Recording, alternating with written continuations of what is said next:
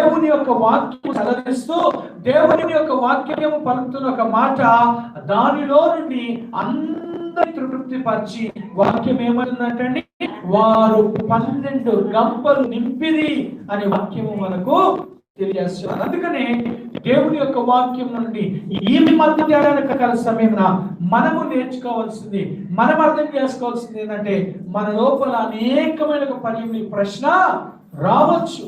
మనకు ఈ ప్రశ్న రావచ్చు ఏంటంటే, ఇవి ఏ మాత్రమని, ఇవి ఏ మాత్రము అని మన లోపల ప్రశ్న మనకు రావచ్చు. అందుకే అంటున్నారు కదా, నీ బలాన్ని చూసి నువ్వు అనుకోవచ్చు, అమ్మో ఇది నా వల్ల కాదు, లేకపోతే నీ ధనాన్ని చూసి నువ్వు అనుకోవచ్చు ఇది నా వల్ల కాదు అని. అందుకనే ఒక గొప్ప దైవ సేవకుడు రైనాల్డ్ బోంకే అని ఒక గొప్ప దైవ సేవకుడు, ఆయన ఒక మాట అన్నాడండి. ఆయన ఏమన్నాడంట, దేవుని యొక్క పనిని దేవుని